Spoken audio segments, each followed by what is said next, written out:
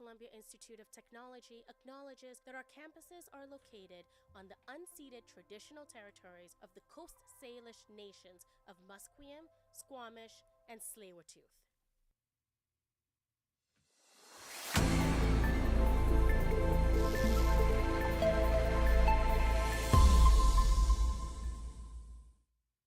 Good afternoon, I'm Emily Dineen, and here's what's making news to 1:30.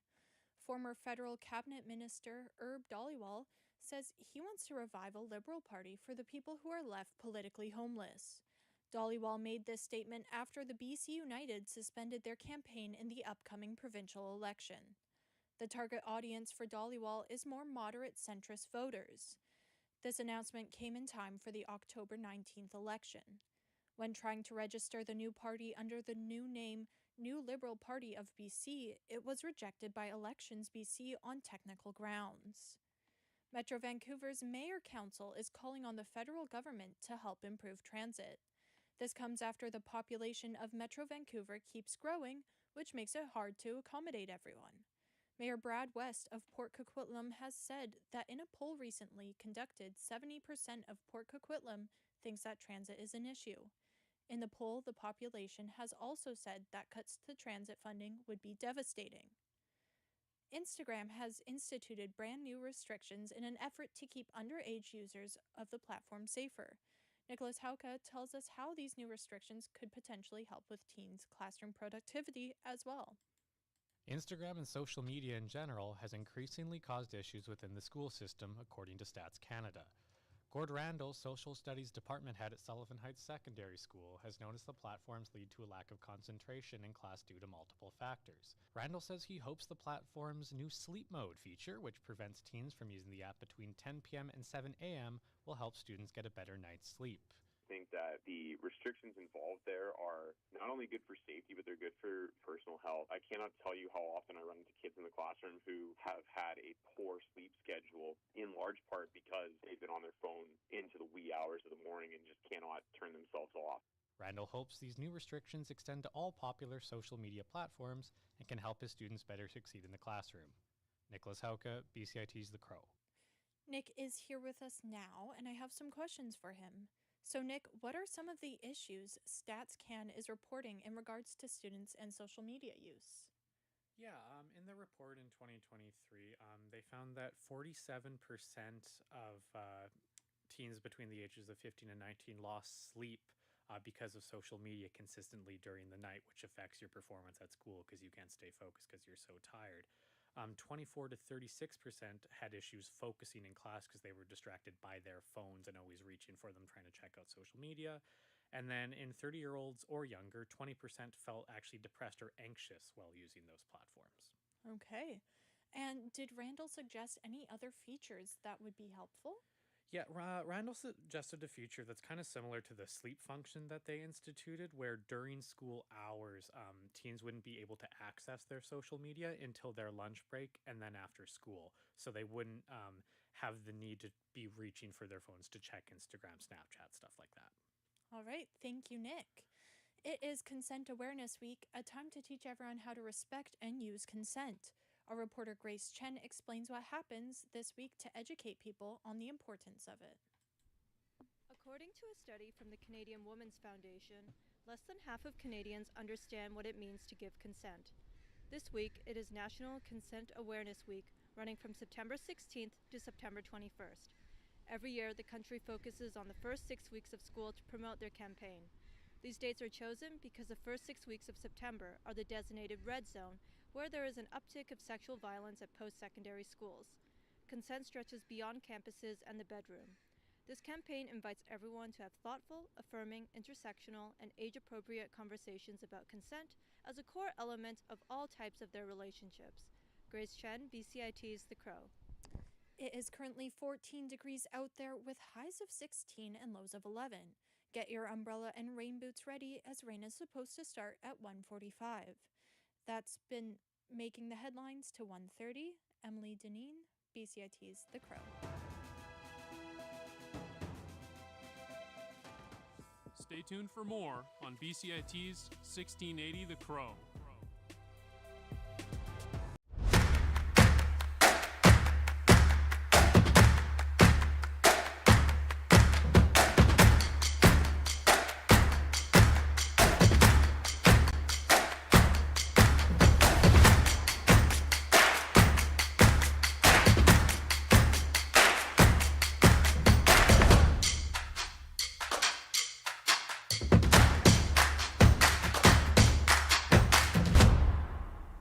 everything is changing to digital. Everything is online. People aren't just waiting for the 6 o'clock news anymore. People want their news right now. They want to be able to go onto their smartphone, onto the internet, and see the news that they want to see. Vancouver is growing at, a really rapid rate, the Lower Mainland even, and with the tools that we're given here, we're able to cover all of that. Welcome to BCIT Magazine. I'm Radhika Sikki-King. In the program, they really leave it up to you. I mean, the help is there when you need it, figuring out how to use the programs like Premiere, Audition, and figuring out how to use the cameras.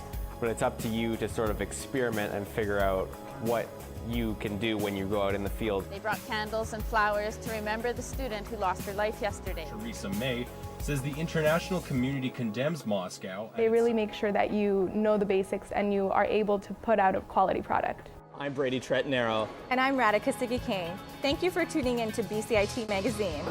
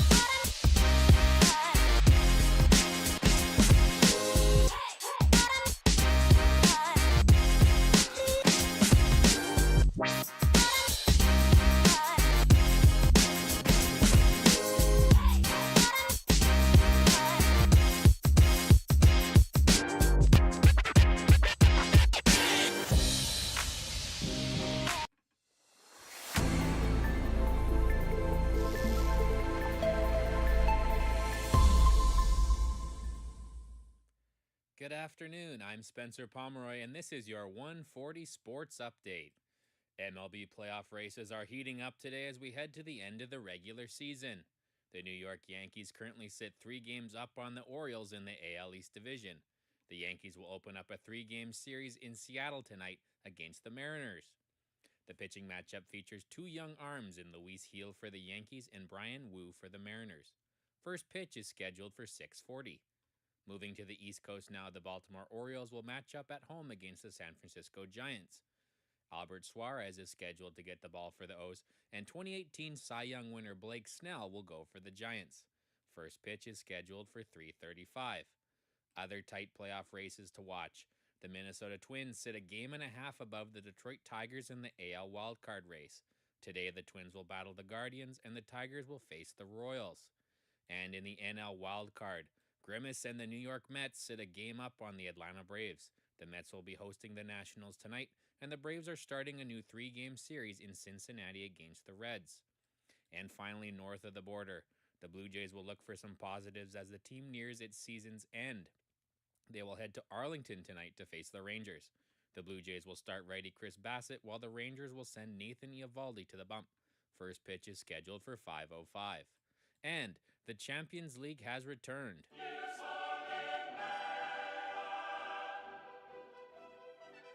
The Champions League recently ditched the group stage for a league format. Earlier today, Juventus winger Kenan Yildiz scored the first goal in the new format, leading Juventus to a 3-1 victory at home against PSV Eindhoven. Yildiz becomes Juventus' youngest scorer in the Europe's top club competition at 19 years old and 136 days. Other results today saw Aston Villa return to the Champions League after a 41-year absence with a 3-0 victory against Young Boys. Currently reigning champions Real Madrid are level with Stuttgart 1-1 in the second half.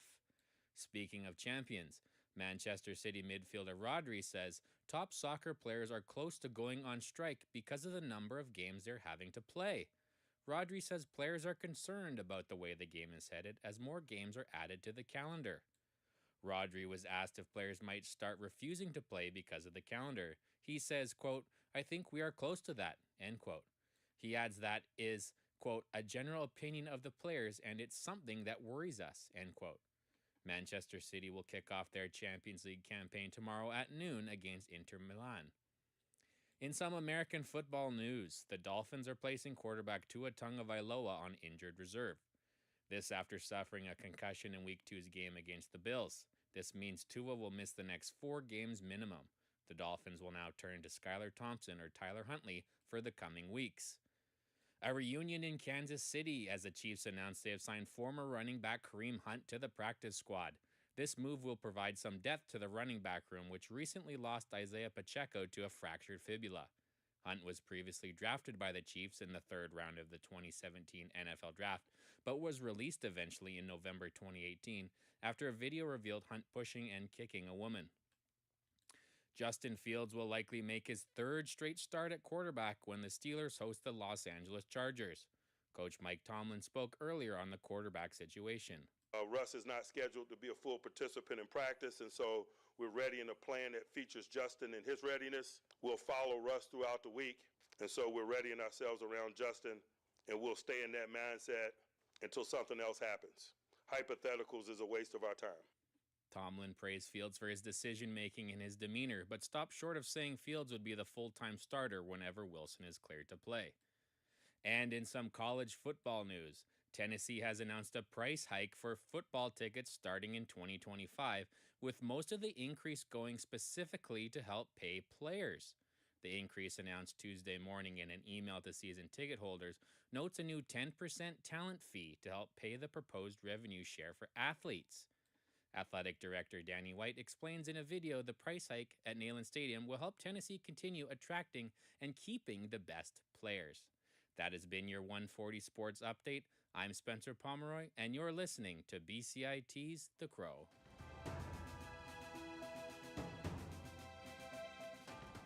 Stay tuned for more on BCIT's 1680 The Crow.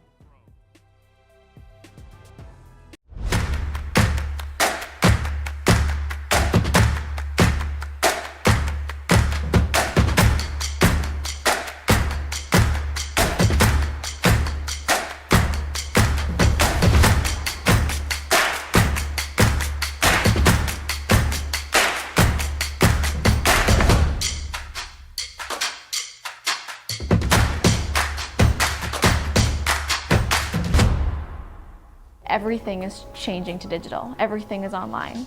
People aren't just waiting for the 6 o'clock news anymore. People want their news right now. They want to be able to go onto their smartphone, onto the internet, and see the news that they want to see.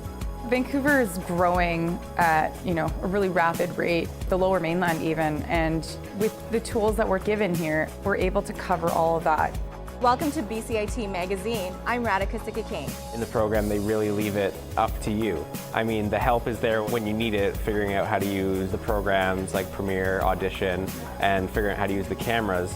But it's up to you to sort of experiment and figure out what you can do when you go out in the field. They brought candles and flowers to remember the student who lost her life yesterday. Theresa May says the international community condemns Moscow. They really make sure that you know the basics and you are able to put out a quality product. I'm Brady Tretanero. And I'm Radhika King. Thank you for tuning in to BCIT Magazine.